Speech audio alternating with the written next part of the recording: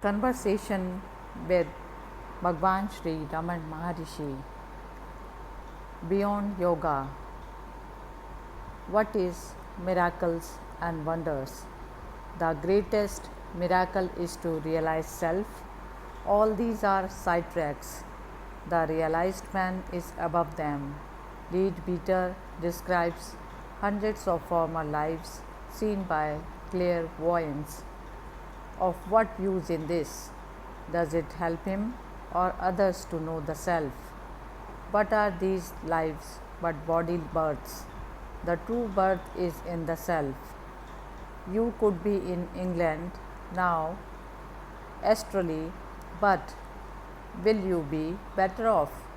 You will not be a bit nearer realization. The sights and sounds which may appear during meditation should be regarded as distinctions and temptations.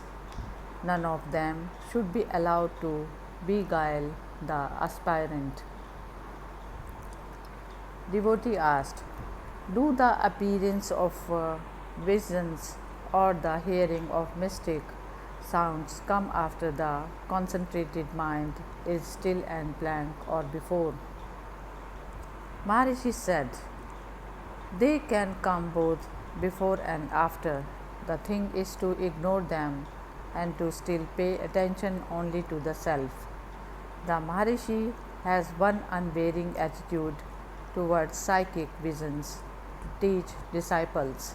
Even when his disciples come and report that they have seen his own picture appear to them, transfigured in brilliant light, he counsels them to put aside all form, to remember that what is thus seen is perishable. It has had an origin and must have an end. That what has to be seized upon is the intuitive perception of the self. The mind is the real Kundalini life force. The representation of Kundalini as a serpent is merely to assist duller minds. The forms of representation of chakras are also illusory. What good will siddhis, occult powers, do? Suppose you exercise all these wonderful powers. You are desiring and trying to fulfill that desire, and when a fresh desire breaks out, you expand your energy and attention to that. Is not the net result mere worry to the tossed mind? If happiness is your real goal and aim, you must ultimately come back from your diversion with siddhis and try to find yourself by inquiring who is it that wants the happiness. Devotee asked, why is the peace which I feel in your presence not enduring after I go? Then Maharishi said, these flashes are only signs of enduring revelation of the self.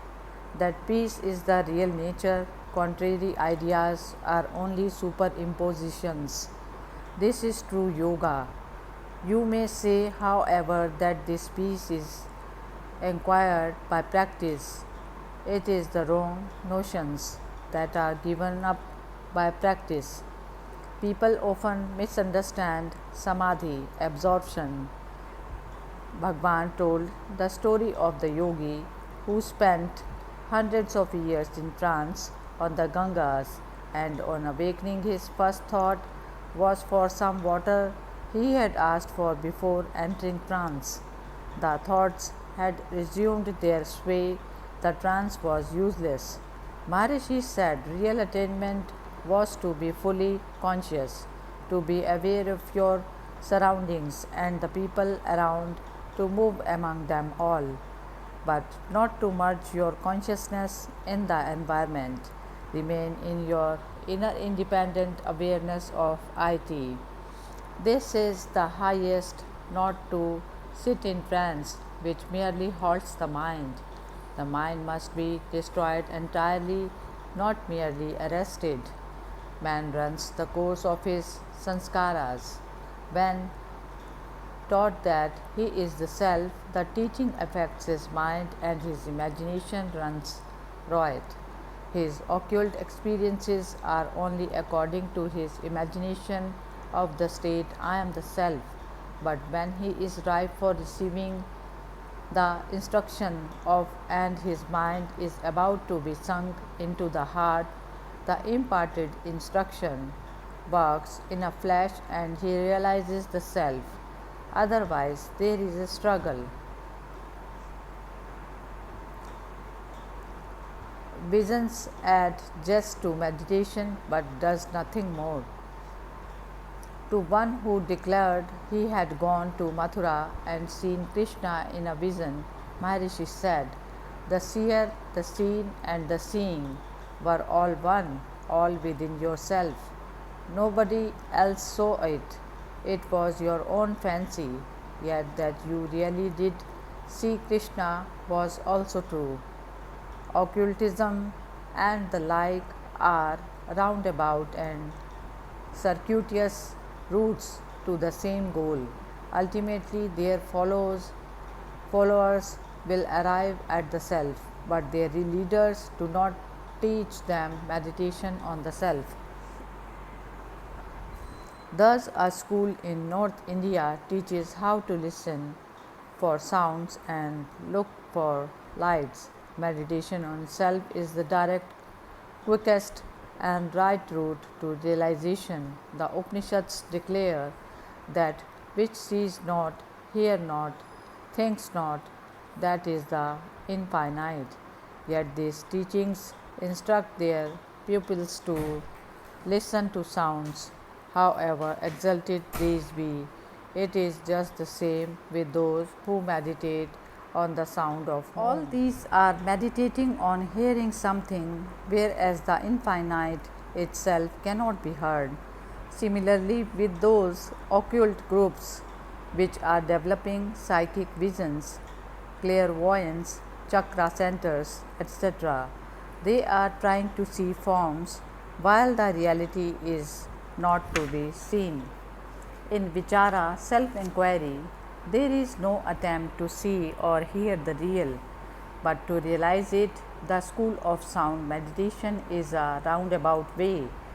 They are making for the same goal, but they are wandering around to get there. Meditation on self is the straight, short, and direct path, which doesn't concern itself with planes and degrees.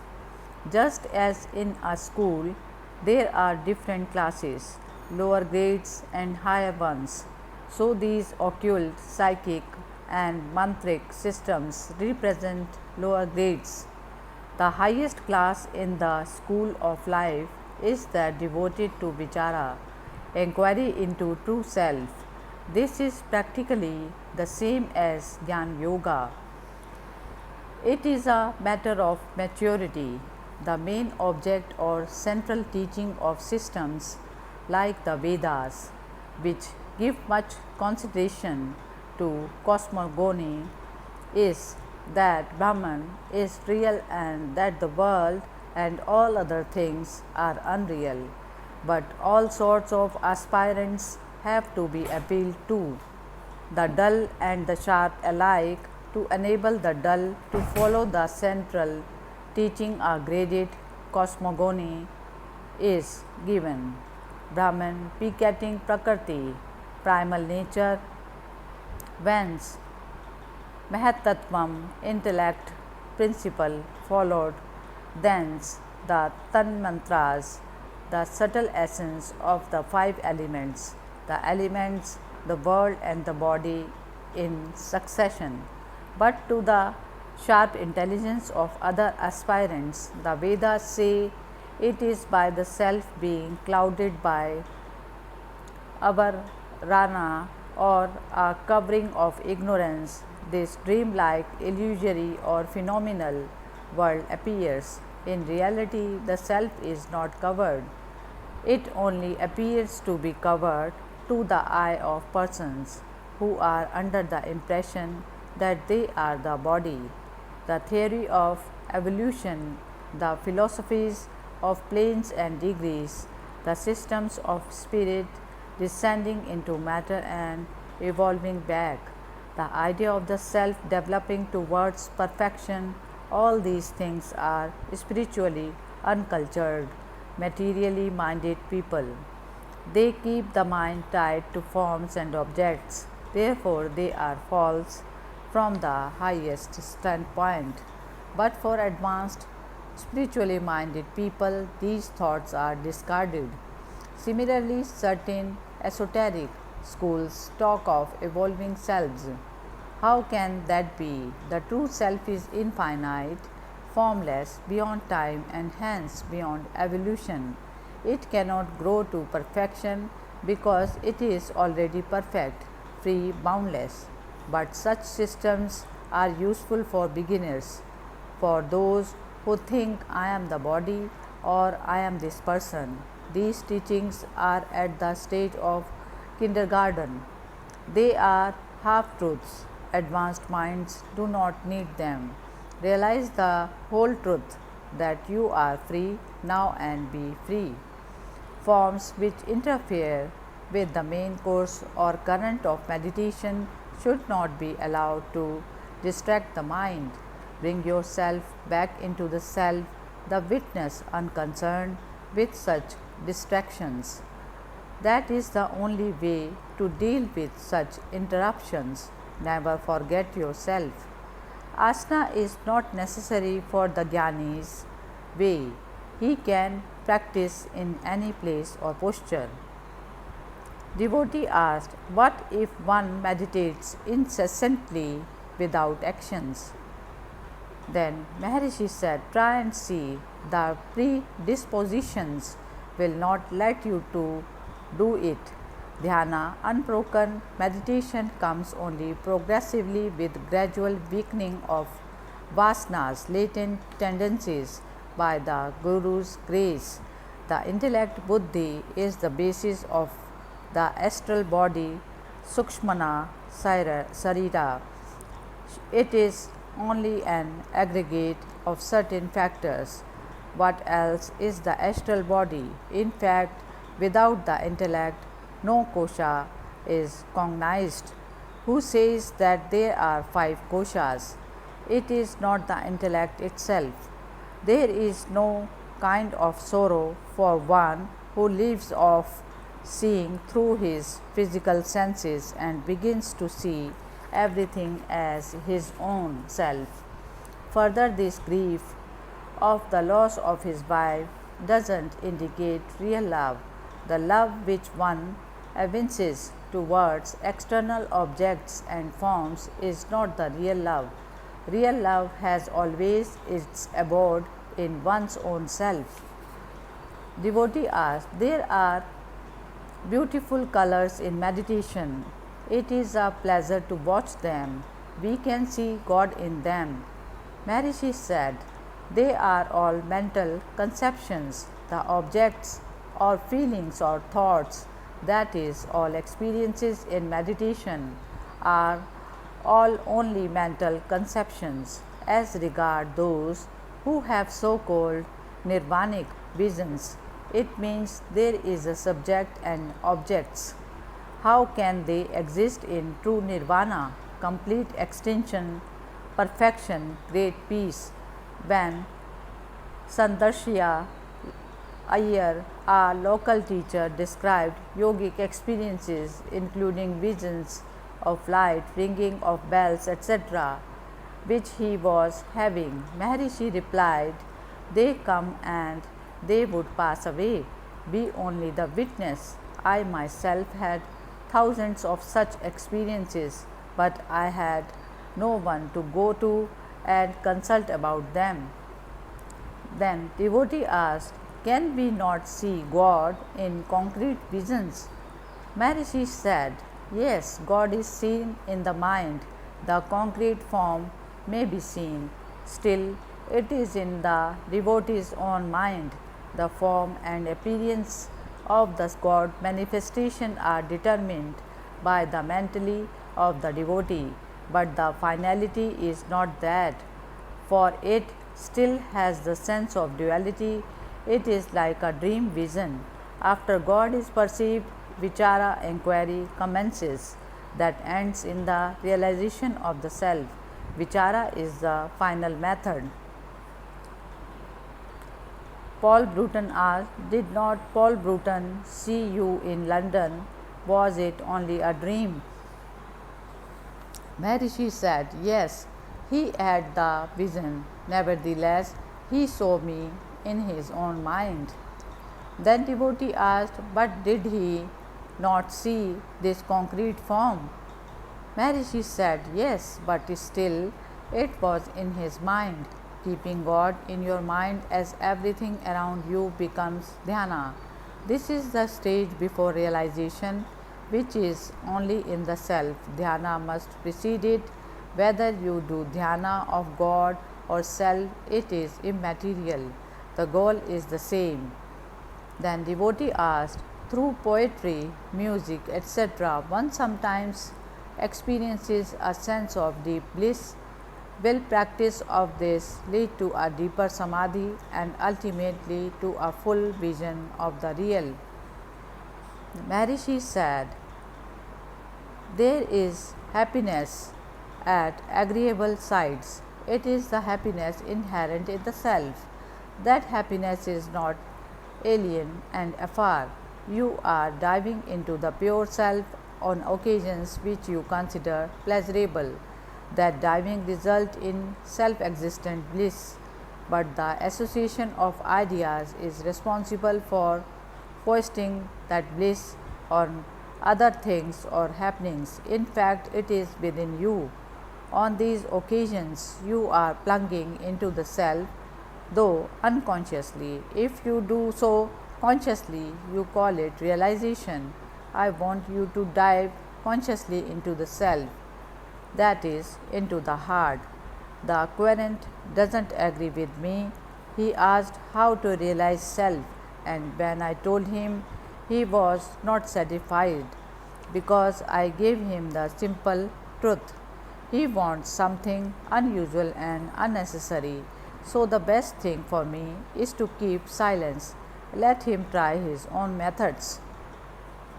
Saint Teresa and others saw the image of Madonna animated. It was external. Others see the images of their devotion floating in their mental side. This is internal. Is there any difference in degrees in these two cases? Maharishi said, "Both indicate that the person has strongly developed meditation. Both are good and progressive. There is no difference in degree. The one had a conception of divinity and draws forth mental images and feels them. The other has the conception of divinity in the image and feels it is in the image. The feeling is within in both instances." In the spiritual experience of Saint Teresa, she was devoted to a figure of Madonna, which became animated to her sight, and she was in bliss. Maharishi said the animated figure prepared the mind for introversion. There is a process of concentration of mind on one's own shadow, which in due course becomes animated and answers questions put to it. That is due to manobala, power of mind, or dhyanabala, power of meditation. Whatever is external is also transitory. Such phenomena may produce joy for the time being, but abiding peace, shanti, doesn't result. This is attained only by the removal of avidya, ignorance. Hari Om Tat Sat.